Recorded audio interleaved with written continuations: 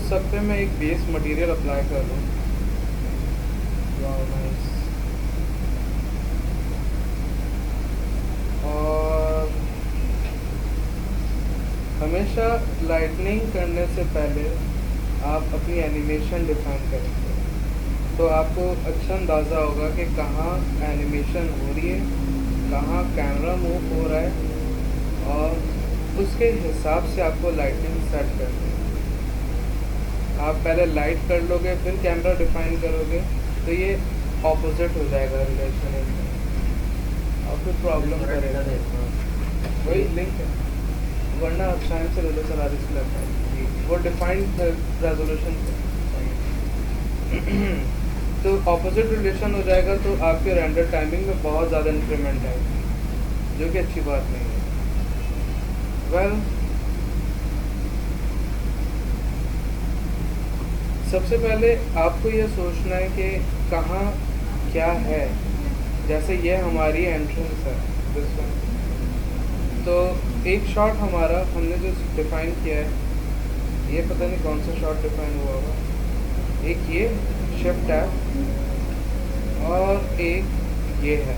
Alright, एक भी ख़राब हो गया हमारा शॉट, नो प्रॉब्लम। तो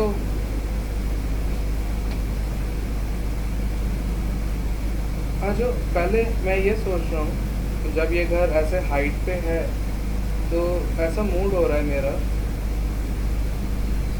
कि ये जो जगह है यहाँ पूरा ग्लास कर देंगे ताकि यहाँ से हम बाहर का देख सकें। और हाँ, ग्लास ही है। ये ग्लास नहीं है, वॉल रही है।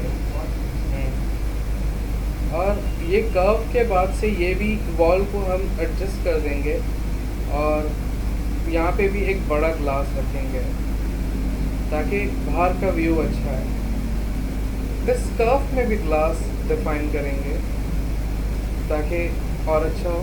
तो जब ऐसा ये ग्लासी एरिया होगा, दैट मीन्स टॉप में चलते हैं, ये एरिया है सारा, राइट। तो आपने पहले ये सोच लेना है कि आप माइंड मैप कर लें कि शॉट 1 लेट्स से जाएगा 10 सेकेंड्स पे, शॉट 2 ये भी होगा 10 सेकेंड्स का, और जितने भी एंड सो ऑन वो भी होंगे 10 सेकेंड्स के। मीन्स आप जब आर्किटेक्चरल वॉक थ्रू एनिमेट कर रहे हो, उसको रेंडर कर रहे हो, तो मिनिमम 30 FPS पे तो करो, वरना हम अपनी जो प्रोजेक्ट्स कर रहे होते हैं वो 220 या 240 FPS पे करते हैं, ताकि एक उसमें स्मूथनेस हो, या आप स्लोमो करना चाहो या आप टाइम लैप्स करना चाहो। लेकिन ऑब्वियस टाइम बहुत ज़्यादा होता है, इसका रेंडर टाइमिंग बहुत ज़्यादा है। तो what if we go with 30 FPS in very basic term, तो आपके पास बन रहा है कुछ 300 फ्रेम्स, ऐसे ही सबका होगा। और शॉट 1 मैं अभी अपने जो ये हैं इनको हाइड कर देता हूँ टेम्परेरी, ताकि प्रॉब्लम ना हो। ओके, ये वाला हिस्सा था अंदर का। Alright, we need to adjust them. और फिर लेते हैं और हमने सोचा यहाँ से कैमरा कुछ यहाँ तक एनिमेट होता है, लाइक इतना, इस आर्क स्टाइल, लाइक इतना। शॉट 1, शॉट 2 कर्व होगा दिस वे, और शॉट 3 जो होगा हमारा वो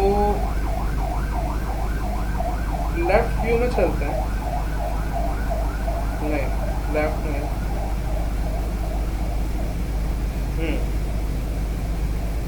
वो ऐसे होगा, लाइक थोड़ा सा this style bottom to top.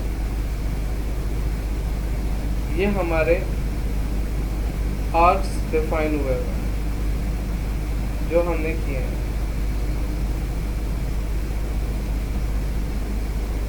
Alright, आप जितना डायनामिक करो ये आपकी मर्जी है।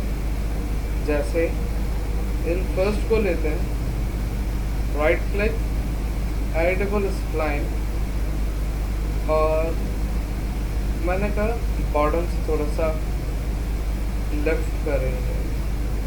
ऑब्वियस थोड़ा सा देखो खराब हो रहा है, लाइक दिस वे। और इनको भी थोड़ा सा एडजस्ट करना था,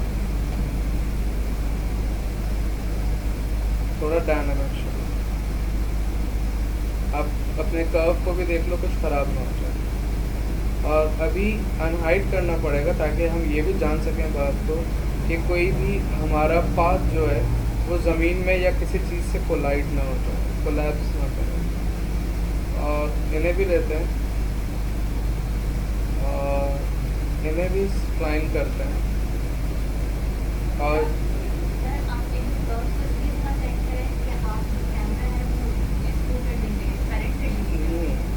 कैमरा बाइंड होगा ये, लाइक इट्स अ डॉली, एक ट्रैक है, इस पे कैमरा चलेगा। और ये दोनों थोड़े से ऊपर हों और स्लाइटली ऐसे कर्व डाउन स्लाइटली, ताकि ऊपर से नीचे, क्योंकि एक फिल्मिंग का एक एलिमेंट होता है फ्रेमिंग। वो फ्रेमिंग मैटर करता है कि आप किस तरीके से एडजस्ट कर रहे हैं। स्टैटिक शॉट्स नहीं होने चाहिए, आपके शॉट्स कितने डायनामिक हों कि वो हर एक जंप सीन पे एक न्यू सरप्राइजिंग हो, ताकि आपका व्यूवर स्टे करे। तो अगर ये ऐसी गोल पूरा घुमा देते तो ये थोड़ा सा स्टैटिक हो जाएगा, इसलिए ऑपोजिट रिलेशन होना चाहिए। और ये भी हो गए। और जितने आपने पाथ, ट्रैक, सेट डिफाइन किए होंगे उतने ही आपको कैमरास रिक्वायर्ड है। तो फिर से इनको टेम्परेरी हाइड करते हैं और उतने ही आपको कैमरास चाहिए। ये जो लगे हुए 1 2 3 कैमरा, ये हमारे स्टिल शॉट्स के लिए। अभी हम वापस डिफाइन करेंगे फिजिकल कैमरा। ये पहला कैमरा है, और राइट कहीं भी रख दो, डजंट मैटर। लाइक ये दूसरा कैमरा है हमारा, और ये तीसरा कैमरा है, नो प्रॉब्लम। नंबर 1, ये तीनों कैमरास हैं हमारे। आप इन कैमरे को रिनेम भी कर लो। Is the shot 1, S1, S2, S3। Okay, अभी चलते हैं और अपना टाइम डिफाइन करते हैं कि आपका टाइम क्या है। अभी 100 फ्रेम मिल रहा है। यहाँ टाइम कॉन्फ़िगरेशन है, custom 30 FPS, obvious we work in frames, loop है, कैमरा बार बार चलेगा, एनिमेशन बार बार चलेगी, and I don't want to see that thing. Loop off किया। अपनी स्पीड आपकी 1x जो नॉर्मल है, और आपको लेंथ कितनी चाहिए। स्टैटिकली हमें 300 चाहिए, तो एंड टाइम भी आपका 300 हो गया। All good, okay. अभी बहुत सिंपल सी चीज़ है, आप अपना कैमरा, और यहाँ ऑल की जगह कैमरा कर देते हैं ताकि कैमरे के ही एट्रीब्यूट सेलेक्ट हों, लाइक ऐसे, और इनको करीब कर लेते हैं अपने पाथ के। और टेम्परेरी मैं इन दोनों को आइसोलेट कर रहा हूँ ताकि आप देख सकें, ऑल्ट Q प्रेस करके। और आपने कोशिश करनी है इस बात को देखने के लिए, और ये भी समझना है कि कलर करेक्शन आफ्टर इफेक्ट्स में होगी या न्यूक यूज़ करो न्यूक में होगी, या द विंचो रिजॉल्व यूज़ करो, जहाँ पे भी कलर करेक्शन वहाँ होगी, स्पीड सेट वहाँ होगी, और स्पीड रिवर्स भी वहीं होगी, यानी कि टाइम रिवर्स। तो इनको लेते हैं, एनिमेशन, आई के सॉल्वर नहीं, where is the constant, transform constant नहीं, कॉन्स्टेंट्स, ओके। और यहाँ पे हमें चाहिए पाथ कॉन्स्टेंट, और जैसे ही लेंगे आपके पास पिकवेप आ जाएगा और आप अपनी पाथ सेलेक्ट कर दो लाइक दिस। अब देखो ये फर्स्ट फ्रेम 0 पे ले गया है और ये 300 है। जैसा चल रहा है चलने दो, ऐसे नहीं सोचो कि यार यहाँ से स्टार्ट करना है या वहाँ से। इसका भी वे है जो आगे जाके देख लेंगे, लेकिन अभी बेसिक रखो ताकि हमें ये माइंडसेट रहे कि हम वहाँ पे इस टाइमलाइन को राइट क्लिक करके आफ्टर इफेक्ट्स में टाइम में जाके टाइम रिवर्स करेंगे तो ये यहाँ से चलता हुआ हमें दिखेगा शॉट, सिंपल वे। और हाँ, आइसोलेशन से बाहर आते हैं या सी प्रेस करते हैं, that is short one. Okay, shift F, हम ये देख रहे हैं और ये कैमरा यूँ एनिमेट हो रहा है and that is really unconsiderable. We cannot understand what's going on right here. S1 पे राइट क्लिक करते हैं, सेलेक्ट कैमरा, अब कैमरा में चलते हैं और आपके पास यहाँ आ रही है आपका film gate, that is 36 mm। हम 72 mm से शॉट लेते हैं तो हमें ऐसा दिखेगा। और अब हम समझ पा रहे हैं चीज़ को। अभी कैमरा सेलेक्ट है तो ये ग्रिड आ रही है हमारे पास, अगर कैमरा डीसेलेक्ट होगा तो ग्रिड नहीं आएगी। Somehow I need to fix him more, तो हम 1 और 2 mm शॉट लेते हैं ताकि थोड़ा दूर से शॉट मिले, लेकिन ये नीचे की तरफ जा रहा है, नो प्रॉब्लम। मेक श्योर आपका कैमरा सेलेक्ट होना चाहिए, राइट क्लिक, यहाँ कैमरा आता है लिखा हुआ यूजुअल, अभी S1 नाम आ रहा है और देखो कैमरे आ रहे हैं सारे। नाउ सेलेक्ट कैमरा या सेलेक्ट कैमरा टारगेट लो और इनको एडजस्ट कर दो। आपके टारगेट जैसे होंगे आपको वैसे ही शॉट मिलेगा, लाइक ऐसा, दिस वे। तो इन एक्चुअल ये यहाँ तक जा रहा है, बहुत करीब जा रहा है, नो प्रॉब्लम। डबल व्यू लेते हैं, see camera shot one, that is too near to him, play कर लेते हैं और इनको लेते हैं अपने पाथ को और जस्ट स्केल कर लेते हैं और स्केल करते हैं, थोड़ा सा रोटेट भी करते हैं ऐसे, और इन्हीं पाथ को पर्सपेक्टिव में वर्टेक्स को मॉडिफाई करते हैं as we want, like this way. आपने फिल्म मॉडिफाई ज़्यादा स्पेंड करके डायरेक्ट पहले कैमरा लगाने की बात भी हो सकती है। हाँ, हो सकता है, जैसा भी आप कर रहे हैं हो सकता है। और मेक श्योर हम हैं किधर, okay nice, this is good. और ये बहुत ज़्यादा अंदर जा रहा है, इसको भी थोड़ा सा बाहर लाएंगे, this is nice by the वे।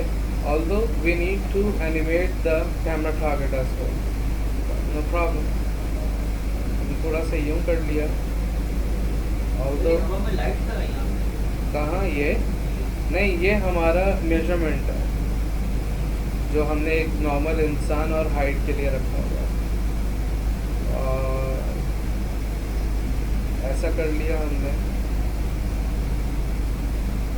थोड़ा सा एडजस्ट कर लिया और इसी वक्त हमने टारगेट को भी ले लिया और टारगेट को भी समझ रहे हैं हम कि ये ऐसे चल रहा है। अभी सब सही है, वैसे टारगेट को एनिमेट करने की कोई खासी नीड नहीं है, लेकिन एक मिनट राइट क्लिक करते हैं और अनहाइड ऑल करते हैं ताकि हमें अब सारा शॉट दिखेगा। तो अब आप देखो ऐसे ये चल रहा है, दिस इज़ नॉट गुड। तो टारगेट को पीछे करते हैं, थोड़ा सा ऊपर या नीचे करते हैं, this is nice by the वे। और टारगेट को लेके आप यहाँ से ऑटो की ऑन कर दो और यहाँ, हाँ हाँ, और यहाँ सेट की पे, ये सेट की नहीं, ये ऑटो की लगती है, सेट की आपने की लगा दी, सेम लाइक आफ्टर इफेक्ट्स। ये जो ऑटो की है वो आफ्टर इफेक्ट्स पे स्टॉप वॉच है, ये नोट करता रहेगा हर चीज़ को, तो बहुत सोच समझ के हिलाना। और हमने ऐसे किया और थोड़ा सा इनको स्टैटिक वे में, ताकि इतना ज़्यादा जर्क फील ना हो, लाइक माइनर सा। इनके लिए थोड़ा सा मैं डायमेंशनल करूँगा ताकि और डायनामिक हो। And this is far better. और इनको हल्का सा ऐसे, ताकि ये मेरे विजन को दिखाए। बट समहाउ वहाँ बहुत ख़राब हो रहा था और ये थोड़ा से ऊपर हो गए लाइक दिस। अब यहाँ पे कीज लग चुकी हैं। जब हो जाए काम, ऑटो की ऑफ कर दो तो आपके पास आपका टाइमलाइन आपको समझाता रहेगा कहाँ कहाँ कीज लगी हैं। अगर आप इन कीज़ को मैनिपुलेट करना चाहो तो सिंपल ड्रैग कर दो। आपका वहाँ साइड पे विंडो में देखो, आपका टारगेट भी मूव हो रहा है एज़ पर द की, और आप इजीली एडजस्ट कर सकते हो। यकीनन इनमें ज़्यादा गैप होना चाहिए जब भी आप टारगेट को एनिमेट करें, वरना जर्क आना शुरू हो जाता है जो कि बहुत बुरे लगते हैं। जिसमें जर्क क्यों आएगा? स्पीड तेज हो जाएगी। नहीं, उनका मैनिपुलेशन टाइम बहुत करीब हो जाएगा और वो एकदम से मैनिपुलेट हो रहा होगा, जंप कर रहा होगा, इसलिए चल रहा है। 300 फ्रेम्स तो चल रहा है ना, ये तो फ्रेम्स कम हो जाएगी।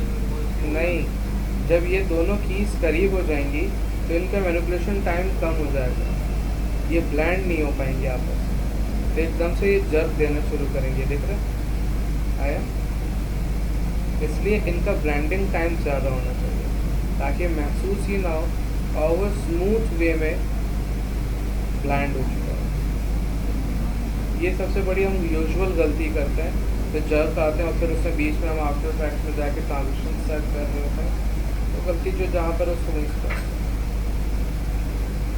जब आफ्टर इफेक्ट जब आता है ना, बहुत करीब बंदा की फ्रेम करते हो तो इफेक्ट करना, जहाँ ब्लेंडिंग टाइम कम हो जाएगा वहाँ जर्क आएगा। कल ले लें, कल करके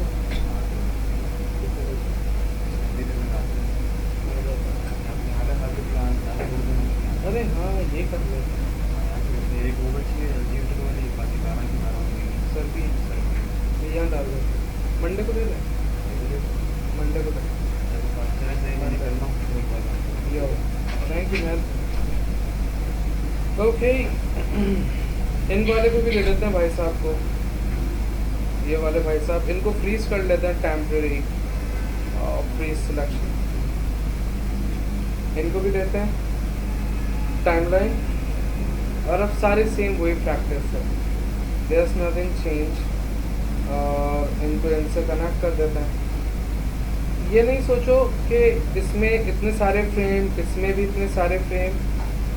रेंडर अच्छे फ्रेम्स को करो, ज़्यादा फ्रेम्स को करो, क्योंकि आपके पास बहुत सारे ऐसे फ्रेम आएंगे जहाँ पे लाइट ख़राब हो रही है, आप लाइट को एनिमेट कर रहे हो, तो आपके पास बहुत सारा रूम पड़ा होगा उनको मैनिपुलेट करने का। उनको आप कार्ड के ट्रांजिशन सेट कर सकोगे, आपस में ब्लेंड करवा सकोगे, क्रॉस फेड करवा सकोगे। तो ऐसा नहीं सोचना कि ऐसा वैसा होगा, होने दो। तो सीन 3 इज़ हियर। अभी इनको स्केल कर रहे हैं एंड मेक श्योर आपके पास ऑटो की स्टार्ट ना हो। और फिर ये यहाँ से, और ये बहुत ज़्यादा टॉप डाउन शॉट बन रहा है, और इनके लिए obvious you need to fix it just. और मैं इनको थोड़ा सा एनिमेट भी करूँगा ताकि टॉप डाउन शॉट ना हो, ये टॉप शॉट हो। तो चीज़ों को समझते हुए लाइक थोड़ा सा इसको मैग्नीफाई शॉट लेते हैं ऐसे, बॉम्ब व्यू, फिर से ऑटो की ऑन और की लगा दी पहले ताकि इसकी फर्स्ट की डिफाइन हो जाए। And the things are better, way better. अब ये टॉप डाउन बन रहा है, फाइन। इनको थोड़ा सा और ऊपर ले लिया हमने, और हमने इनको इंटेंशनली ऐसा किया ताकि ये इनके साथ एनिमेट हो रहा है दिस वे। और जब ये हो रहे हो तो आप देखो कि आपके पास कहाँ रूम बन रहा है, आप कैसा शॉट दिखाना चाहते हो, आप क्या समझाना चाह रहे हो अपने व्यूअर को, आप वैसा रख लो। अगर नहीं है, कोई ऐसा नहीं बन पा रहा सीन, आप इसको और ट्रैवल करवा दो ताकि आपके पास जितना रूम है आप वो दिखा सको। लाइक, और एनिमेशन में इतना सोचना कि ये शुरू के जो 20 या 30 फ्रेम है आपके ट्रांजिशन के डिप में चले जाएंगे, और एंड के भी जो 30 फ्रेम होंगे वो भी आपके डिप में जाएंगे, जो ट्रांजिशन लगेगी, या क्रॉस फेड में जाएंगे। तो उतना रूम रख के करो। ये वाली एनिमेशन मेरे लिए यूजलेस है, ये वाली सारी। तो मैं हो सकता है यहाँ तक एनिमेट करूँ लाइक 200 फ्रेम्स तक, लेकिन मैं रेंडर जो करूँगा वो 230 250 फ्रेम्स तक करूँगा, ताकि एंड के फ्रेम्स में ब्लेंड करवा सकूँ आराम से दूसरी सीन के साथ, दूसरी ट्रांजिशन के साथ। और ऐसे ही लास्ट कर लो, पहले तो स्टार्टिंग और एंड में भी एक्स्ट्रा कुछ पार्ट रखे ट्रांजिशन, तो पिछला सीन से जुड़ा हुआ ट्रांजिशन वहाँ लगे।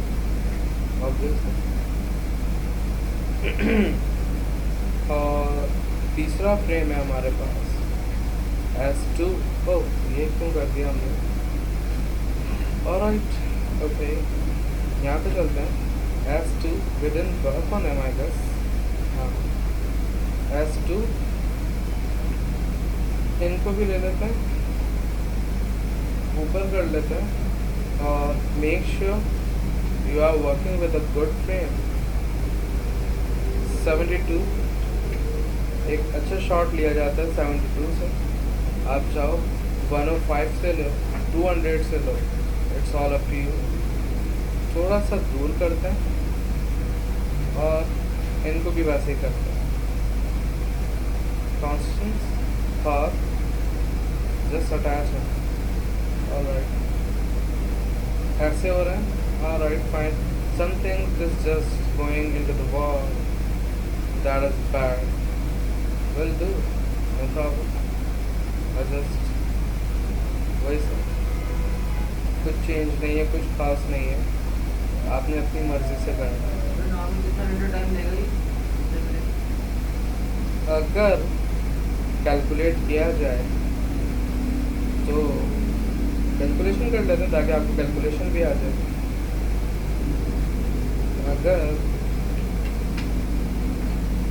हमारे पास है 900 फ्रेम्स टोटल, राइट, और फ्लैट सपोज एक फ्रेम 8 मिनट में रेंडर होता है, तो 8 इंटू 900 तो 7,200 मिनट्स डिवाइड इंटू 24 आवर, तो 300 घंटे में हो जाएगा। यानी कि 300 घंटे डिवाइड इंटू 24 आधे दिन में हो जाएगा अगर अच्छा पीसी हो। और अगर ऐसे पीसी होगा तो वो तकरीबन एक हफ्ता लेगा। एक हफ्ता आधा दिन और एक हफ्ता, तो 12 GB के हिसाब से काटोगे जब होगा नहीं, फिर वो तकरीबन 12-15 मिनट में हो जाएगा। 12 मिनट में 300 ग्राम से काटोगे। 4 GB बहुत है। 4 GB 12 घंटे में निकलते हैं। 12 GB तो अलग ही है। निकलने के बाद भी रेंडर में लाइटिंग भी इशू लगी थी, री-रेंडर मतलब पहले कुछ नहीं कर सकते। हाँ कर सकते हो आप। IPR से रेंडर देख लो, लेकिन IPR में लाइट एक्यूरेट नहीं दिखती, तो आपको वही RTX कार्ड लेना पड़ेगा या फिर रियल टाइम कार्ड लो। उस पर रियल टाइम देखोगे तो आपको एक्चुअल लाइट दिखेगी। वो देख के कर लो, वरना 12 घंटे रेंडर लगा। रियल टाइम कार्ड हो चल जाता है, पीछे के बैठे एक्यूरेट लाइट दिखती है, एक्चुअल लाइट दिखती है। हमारे इन कार्ड पे एक्चुअल लाइट नहीं दिखती, हमें फेक लाइट दिखती है। यार मैं जो निकालता हूँ तकरीबन, जो अभी शॉट निकाला कल 4 सेकंड का था, वो आधे घंटे में निकला। हाँ, इसके 4 होगा। हाँ 4 होगा, हो जाएगा। लेकिन इसमें टाइम एडजस्टमेंट्स होती हैं। DDR3 की वजह से चलेगा ना चलो, मेंटल है। हाँ मैं ये कह रहा था, टाइमिंग एडजस्टमेंट्स के लिए आप अपनी लाइटनिंग को सेट करते हो। अब इस सीन के लिए अगर हम HDRI ऑब्वियस लगाना होगा क्योंकि एक्सटीरियर शॉट है। अगर आप 8K HDRI लगाओगे तो ये यूजलेस है। 4K भी नहीं लगाओ, आप 2K HDRI से रेंडर करो। तो आपके पास टाइमिंग कम होगी। अगर आप पिक्चर बेस्ड मटेरियल्स यूज़ कर रहे हो तो उससे भी टाइम बढ़ेगा।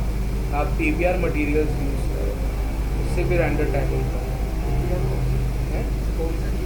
PBR मैं समझा देता हूँ, हमारे पास वो नहीं है। PBR स्कैन मटेरियल होता है। हमने लिखा PBR मटेरियल्स और हम चलते हैं मटेरियल्स या textures.com स्कैन्स होते हैं ये रहे PBR मटेरियल्स।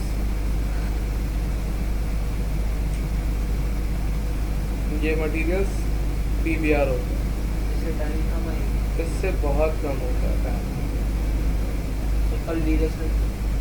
हाँ, मुझे नेक्स्ट सेशन में याद दिलाना, एक प्लगइन इंस्टॉल करनी होगी हमें। उससे क्या होगा कि ये PBR स्कैन आपके पास आ सकेगा मैक्स, और फिर उसको डायरेक्ट नहीं लगेगा, डायरेक्ट का बिल ही लगेगा।